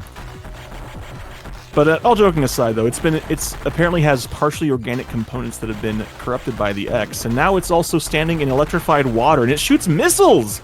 Because that's what we needed. I tried to show off the new, the 100% strat there, where you just run into it, and it starts the fight a little faster. I kind of scuffed up the beginning, but you get to see the idea. I have enough health, I'm not worried about it. Yeah, no. This fight can actually absolutely kill you in any percent. I will never forget the fact that my best pace ever died to this Core X in any percent. But that's just how it be sometimes. That category is stress from start to finish. 100% you get to take it easy for a little bit. Warning, no entry without authorization. And yes, chat has caught on to the very important fact that there is no entry without authorization. In case you were wondering about that, the game's got you covered. But as it turns out, authorization does come in the form of the wave beam, which, like as it always has, shoots through walls. So there you go. Now you get to go down here to the there's restricted area. And Metroid's in a Metroid game? Are you sure about that? For a little bit. They're actually very nice as a quick pinball machine while we wait for the cutscene to play out. I always enjoy the animation of Samus just bouncing around with them. 60 seconds. Yeah, because you're one of them, so they're not going to like latch onto you and hurt you. They're just going to be like, hey, this is my food. You go over there. Stayed a little longer than I wanted to there, but those are the Metroids. There they are, and there they go. Yep. Bye. Sorry. But now we're getting pretty close to the end of the story bits, though. This is the second longest chunk of text in the entire run. And Samus does in fact talk. Check it out. That's what that top text box is. And she also has the stylish Fusion gravity suit, which I honestly think is one of the best looking suits in the series. I really like the purple and navy blue combo. Well, it's actually more of a teal, I suppose. It was nice of Samus to go ahead and update her profile picture when she talks to Adam, so she looks like her new suit that she just got from fighting a big monster a few minutes ago. Yeah, not everyone has that dedication to the social media, but Samus is on top of it.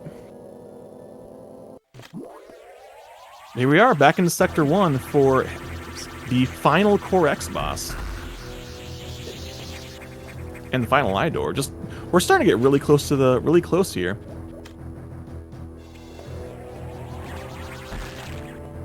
But dang, this game gives you a lot of E-tanks, though.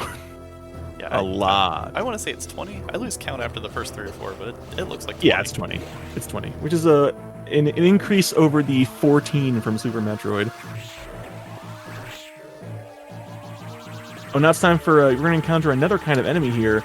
These are the gold pirates. The big gimmick with them is you're supposed to shoot them in the back, otherwise they don't take damage. But you're going to see that Nick just doesn't get behind them and just kills them anyway. And that's actually kind of a fun thing, because I'm guessing it was probably just kind of a way to try to minimize the number of lines of code, because, storage costs money. The game doesn't check that you're behind them, it checks that you're facing the same direction, because, it figures, why would you face the same direction of an enemy when you hit it if you're not behind it? Which makes a lot of sense if you think about it, but it also means we can abuse it since we know about that.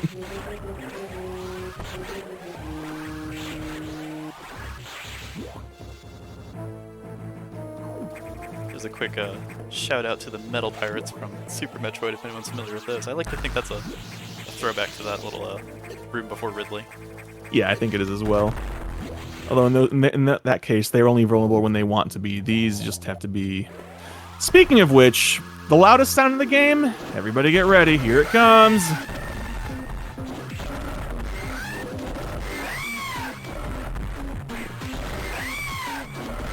Yeah, I got nothing else I can say to that. It's so loud it clips the speakers no matter what you do. But we do get to see the perks of the plasma beam. We mentioned it before, it pierces enemies, but in this game, oh my god, that was such a fast fight. Dang. Was a perfect Ridley fight. He never touched me. I don't think I've ever gotten one that good. That was really, really good. And that was a double as well. Getting those diffusion doubles. Getting those diffusion doubles! Look at this guy. Oh my god!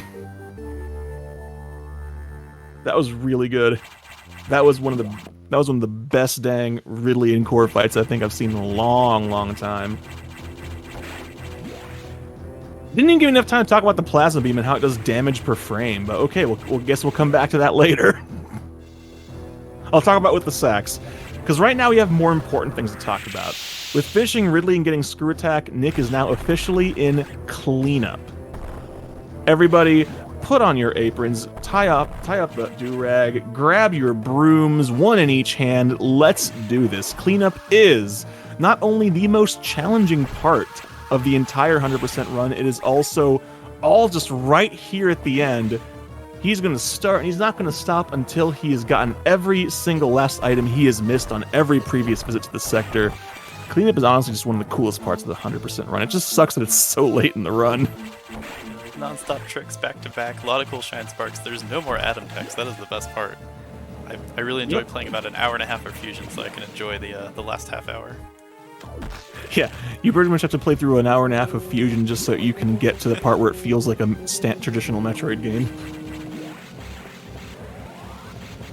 But yeah, now all that stuff that you may have seen Nick miss is he's going to be getting all that now.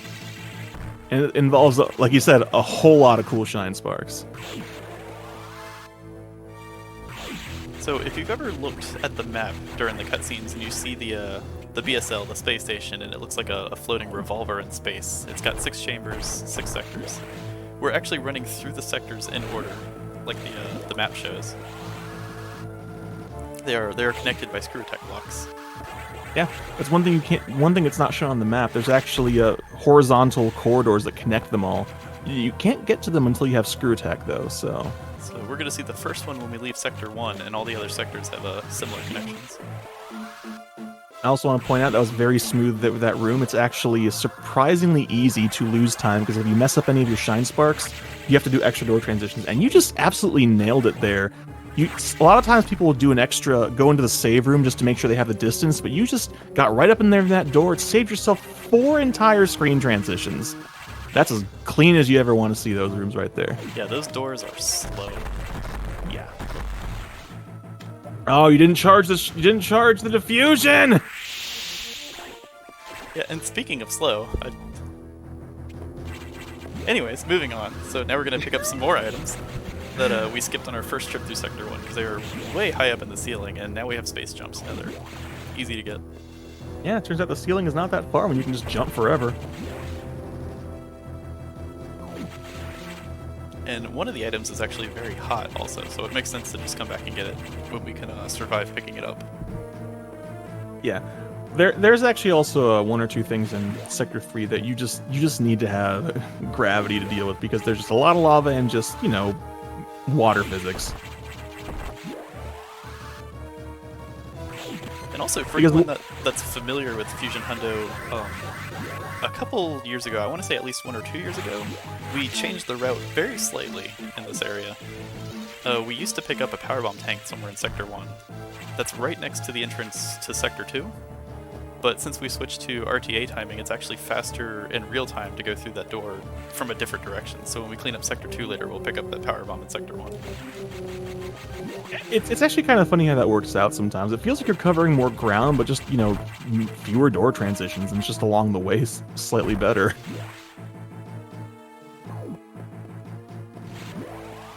And here we are right here, into Sector 3. We also changed the order that we do the bottom cleanup in Sector 3, because you used to do the right then do the left since you had to go back up the vertical shaft, but now it's faster just to come on the right side and just cut left, so you're going to be seeing a bit of a directional reversal. The one downside is you don't get to do the swag space boost, but, you know, it's important to save time.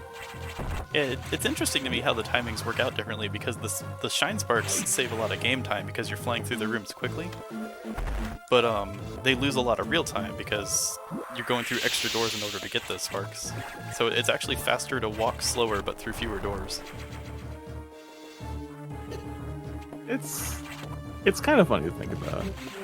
It's also kind of how sometimes shine sparking is not always the fastest way to go through rooms, because it does have that wind up and bonk animation. So if you're not covering enough ground with a shine spark, it's just not worth it to do.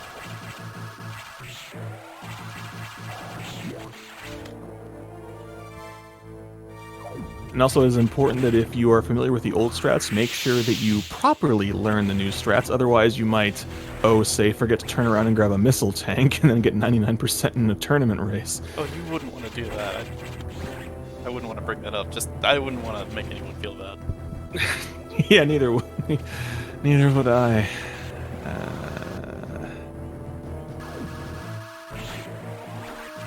Practice is important, friends. Please remember to practice before your races.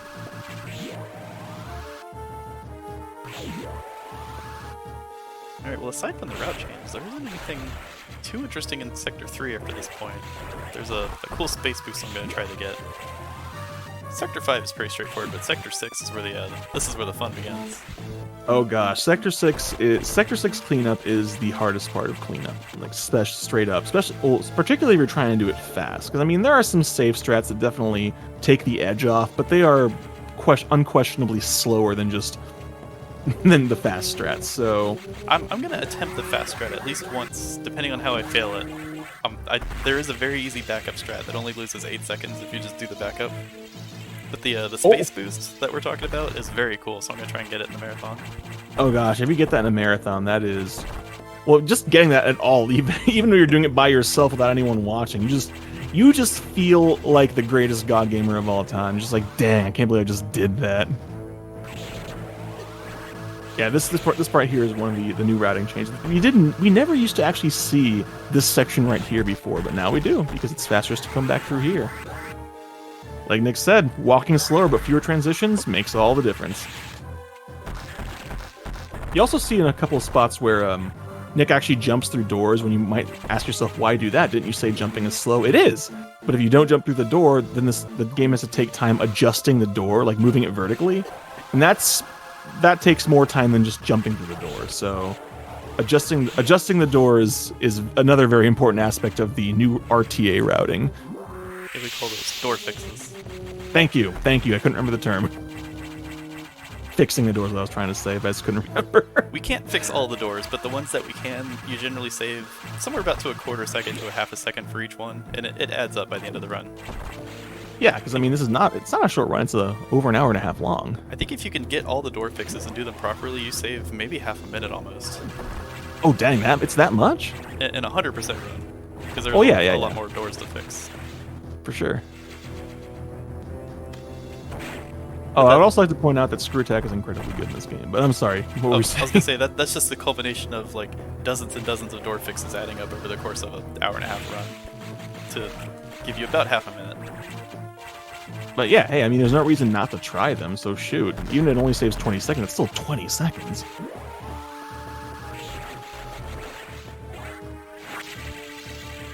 Now time to go back through this ruined part of Sector 5. This time, a little bit of that Shine Spark goodness. A little bit channeling the spirit of God.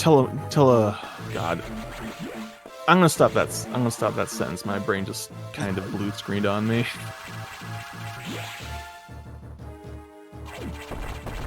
But no, Sector 5 goes by pretty quickly. It's just now you just have to grab this missile here, another missile a couple rooms over, and then you're just on your way to Sector 6 where the fun begins. Yeah, we got the bulk of Sector 5 on our last trip, because once you pick up the gravity suit, you can get most of the items. Sector 4, we've actually already cleaned. I don't think I touched on it, but when we got diffusion missiles, we got the last item in Sector 4, so we're just gonna pass through it on our way to Sector 2 later. I mentioned it very, very briefly, but I didn't really harp on it at all. Alright, here we go, Sector 6, the most challenging part of cleanup, in large part because of a whole lot of horizontal movement needing to take place here. Here we go. Oh!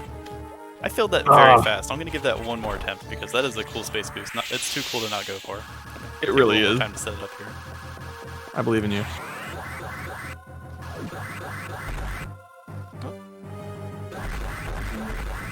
All right. Come on. Oh, it looks good.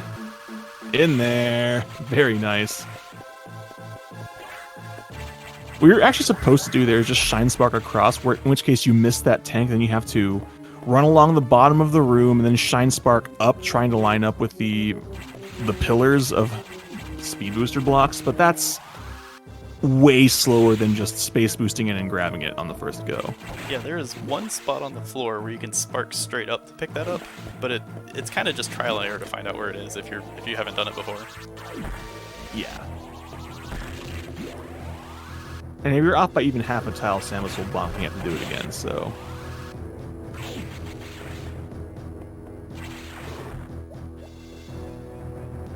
This is one of the ruder items. Like, this one's really easy to miss, because why would you ever want to go back to the sector that you jettisoned? Because it turns out, in the gap between the bottom corridor and the top corridor, in that space, there's a power bomb tank right here. Yeah, and you do not want to spark into that power bomb tank. What you want to do is space boost through the ceiling. Because if you spark through that item, you'll pick it up and you'll end up back in Sector 1 with speed blocks reforming behind you and no way to get back in. It hasn't happened to me yet. It costs many minutes, I believe. Yes. I know at minimum it costs one run. Yeah, if you're doing this in not like New Game Plus, it'll actually kill your run because it locks you into the final sequence. But if you're playing this on a file where you've already beaten the game, you just lose a couple of minutes trying to work your way back around to Sector 6. So it still kills your run in most cases, but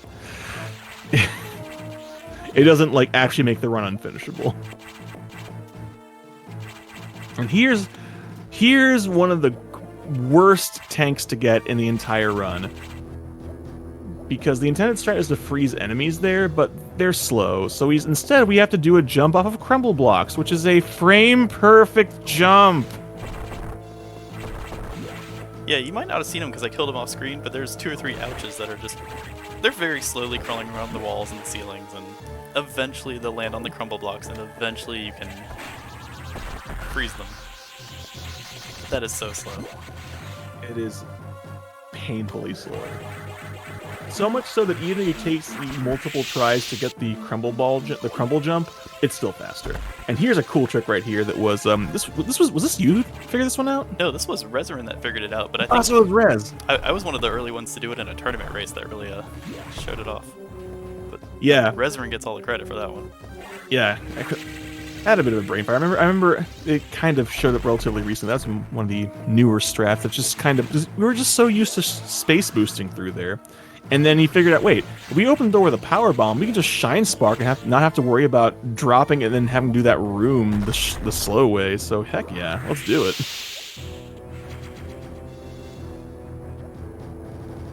Shoutouts to Rezarin, incidentally, who actually did the overwhelming majority of the retiming for the door fixes as well, if I'm not mistaken. Just did a lot of work to make the RTA adjustments to the route. Oh yeah, I think almost all the door fixes, some of the route changes, I think the majority of that, if not all of it, is thanks to Rezarin. Yeah. And Ivan. Shoutouts to Ivan. I believe he came up with quite a few of them too. Yeah. Alright, here we are back to Sector 4. And this is the quickest part of cleanup because it's already done. Yep, and there goes Sector 4.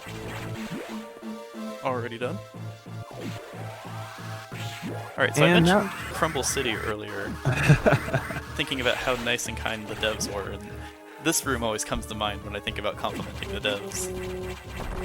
Sector 2 is the second hardest part of cleanup, in large part because of stuff like this. This is called Crumble City, and it'll become obvious why in a moment. Hopefully it won't, but I'll try and show it off if it doesn't. Okay, I thought you were going to drop a power bomb or something.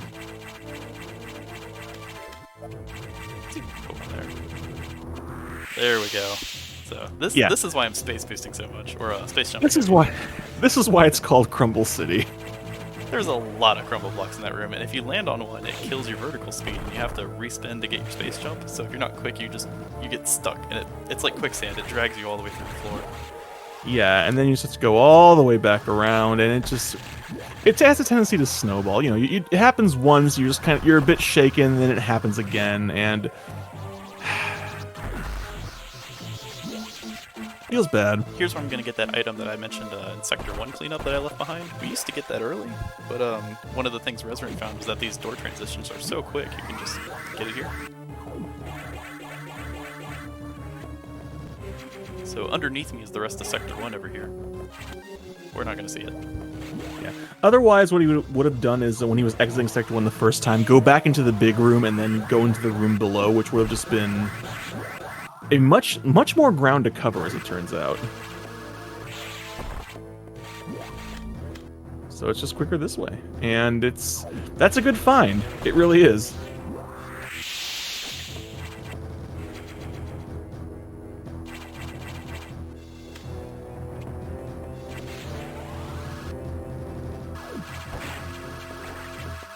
Making your way, and you're coming up on my least favorite item of cleanup, which is I actually think I might even hate this one more than the power bomb tank in Sector 6 with the crumble blocks, just because that one you go in expecting it to suck, but this one you always hope it doesn't, but then at least for me it always does. It's one of those rooms where the game wants you to use the diffusion missiles, but we don't, because it's faster not to, but it's also annoying to be fast. Right here. The trick there is those rippers, like tradition, they're slowly moving in random directions from random places, and every so often they line up under that pillar, and you want to freeze them when they line up with diffusion, and that is very slow.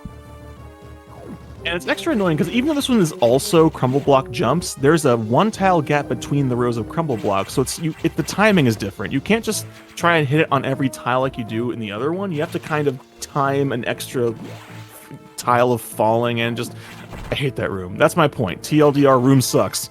Yeah, you have to press A once to respin, and press A second time to space jump after you've spun, but you have to do it while the crumble block is already broken, but not when you touch the one underneath it, and there's rippers flying into you, and there's a lot going on in such a small space.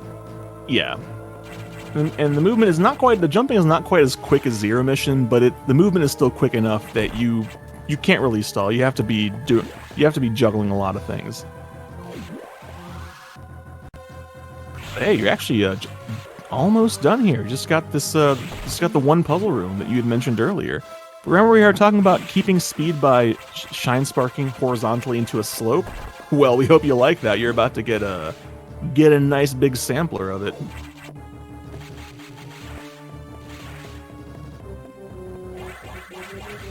So here's one recharge, 2 recharges, 3. If I fail any of these, I have to go all the way back to the ground floor to start over. Skip that one. Oh, and apparently I'm going to skip that one. So there is a fast strat here that I messed up by jumping a little too high. Ah, shoot. But it is possible to store a shine spark on the crumble blocks and get this missile before your spark runs out. It saves a little bit of time. Yeah, but it's actually surprisingly tricky, and the hardest part isn't even getting the charge on the shine blocks, on the crumble blocks, it's actually making it all the way back down after you do. But the end result is the same. Get that last thing. Sector 2 cleanup is done. At this point, there's just a single item left, and you've got the big 100. That one's on the main deck. You may have actually seen it earlier. Also, here's a fun little detail. You don't normally get to go back through these rooms, because you have no reason to, but these are the rooms that had the vines earlier during the whole power outage thing. Now the rooms are here without the vines, and if you go into the room with the core, there's actually like a fully animated power core there you have no reason to ever see, but they did it. You know, I might show that off. We don't get to see that often because any percent never comes this way. So if you come back down here, there's the core. It's online, it's working. And it's got that cool animation. The boiler is boiling. What's it boiling? We don't know. We're afraid to ask. I'm really hoping it's boiling all those key hunters, but there's still quite a few left, so I kind of doubt it. Oh, goodness. There's I wish it would. Here's space jump showing off how a space jump does not work every time. Yeah,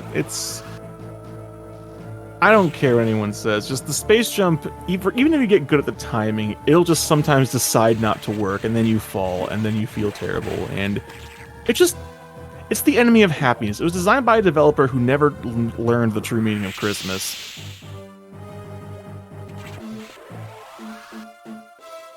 And there you go. That should be the final item, 100%.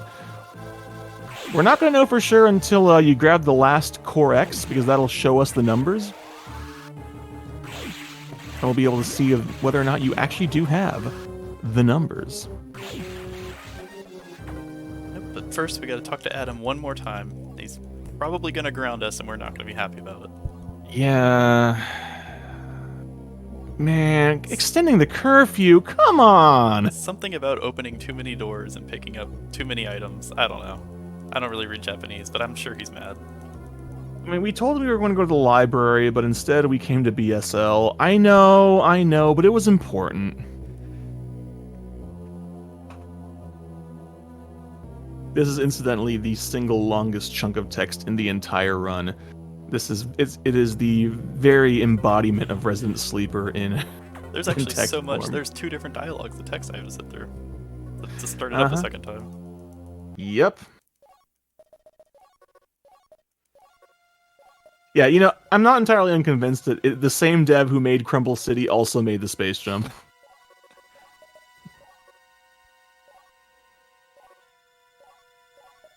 Some people will say that the one in Metroid 2 is worse.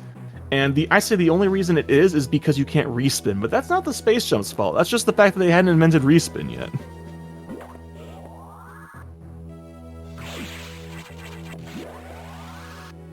Alright, it's time to fight the sacks, and here's the thing about the sacks, folks. If you try to just shoot it with a charge shot, it takes damage and bounces back like Samus does. But that's no good, because the plasma actually does damage for every frame that's inside an enemy hitbox. So to make it work for the sacks, we have to keep it frozen. But it doesn't stay frozen for long, so we're going to see Nick try to freeze it and get diagonal shots in rapid succession. And if he does it right, this'll... Oh, you're doing the horizontal strat. Alright. Yeah, I'm doing the weenie strat. I've been messing this up a lot recently, and doing the weenie strat is still faster than failing the fast strat. Oh, for sure. And there you go. But a little bit faster is if you... Oh, it hit me. If you jump when you shoot, you can actually fire diagonally, and that makes the plasma stay in the hitbox just a little longer, and saves you a few shots on the final boss there. Yeah, I think the only possible downside is that it got a little bit out of position doing it horizontally, but that's alright then. Here we go, the final core. This one is 6 missiles. Thankfully, even though with diffusions, we have a pretty good visual cue for getting doubles on this one, and I think you got one? Yeah. Unfortunately, you don't get to grab this one, so that's the only reason I said that the Ridley core was the final one, because you don't get to grab that one. Yeah, there is kind of a sweet spot for that one, but you don't have to grab it. It hovers around the sweet spot and leaves. Yeah. But that's that. We have set the station to crash into the planet because, I don't know, it seemed like a good idea at the time. But we have to get out of here, though. We don't want to be on the station. Adam actually told you to do it, so if anything goes wrong, you can always just blame Adam. Yeah, that's the big reveal, is that basically Samus says she's going to do it, and then Adam's like, nah, if you do that, then you go away. And if you go away, the galaxy is doomed. The Galactic Federation is a bunch of yahoos. So, yeah. You better just do this and then leave. I then like to imagine the way it goes is Samus says, I want to blow up the space station. And Adam says, no, what would be cooler is if we blow up the whole planet. Let's do that. I like that. Alright. Sign me up. And that's when she realized who it was. I tried to go for the low height, not quite. That was actually, I think, a pixel perfect low height. It's really, really tight. But the ship is gone. Uh-oh. There he goes. Here comes a special boy. So this is the Omega Metroid. For those of you who might not be aware, the Metroids do in fact evolve. And this is the final evolution of Metroids.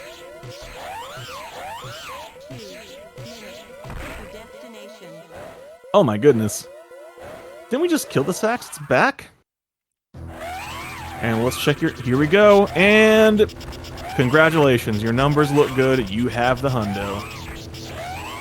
A little bit of fast strat here, get it locked into a backing up pattern without attacking, and donezo. Thanks to that final core, I unlocked Super Metroid Variasuit.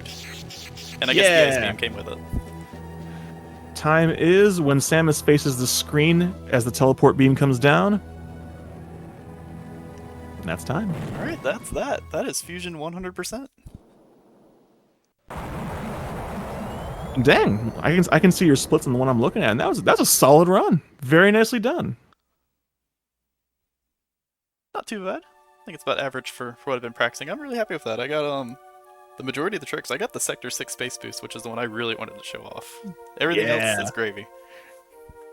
That's such a good space boost to get. I'm glad you're able to show that to everybody out there.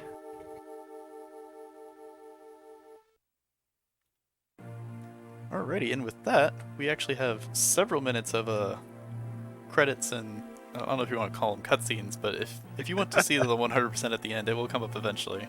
I know we're a little behind schedule, so if we want to move along, now's a good time to move along, but I'll let the credits play out until that happens. Yeah, like I guess if they want to see the 100% at the end of the credits or not, that's really what it comes down to. But for those that like spoilers, there is 250 missiles and 74 power bombs in the game, and when you pick up the ice beam, it fills you all the way up to max. So when you see that 250, 74, that is the confirmation. Yep. Although we wait about a few more seconds, we do at least get to see the picture of all the animals having a nice little snooze, because the only reason we survived is because the animals saved us. No, really, that's actually the lore. There they are. Aww. Yeah, this is canon. If you do not save the animals in Super Metroid, you actually just die on the ship. Samus crashes in the SR-388 and the series ends, and they don't make any more Metroid games. So I hope nobody left the animals behind in Super Metroid. I know I don't. I always save the animals in Super Metroid.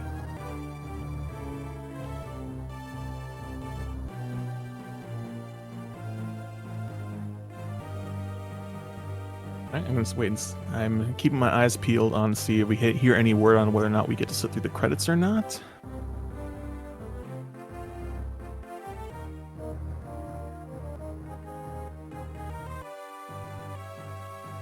But no, that was Nick. You did real good. You gave him a good showcase, showed off all the swag strats, and we got to drop at least 60% of the bad jokes we normally drop during this sort of thing. I'm all in all very satisfied, and you made the prediction. You made the prediction that we would hit the goal 15K before Nightmare. I said end of the game, you said before Nightmare, and you called it. You absolutely called it. Yeah, let's get those kids, let's get them fed. Oh, I see the new goal has been raised. I'm looking forward to the Castlevania block coming up. Ooh, yes. I don't know about hitting the new goal during the Castlevania block. That's a pretty high goal, but I think we can try. All right, so we're going to stick around until we see the 100, and so do the sign off as soon as that's popping up. That's the word. Alrighty. Well, thanks for having me. Thanks for hosting. Thanks for Commentary Crunchy. You really saved me here. Your commentary is much more lovely and pleasant to listen to.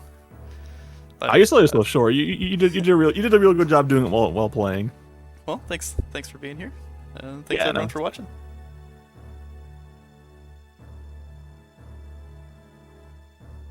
And there we go. There's the end of the credits. So now we get to see the very fancy artwork that you get for 100%.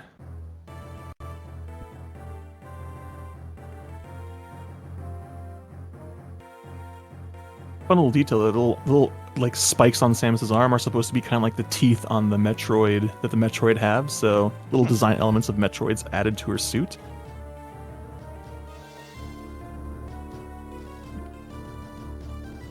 A 109? Oh, dang, you beat the 110. And rate for collecting items is 100%. GG's, Nick. Very well done. Alrighty, that'll be it for me. Thanks everyone for watching, and I'll be heading out.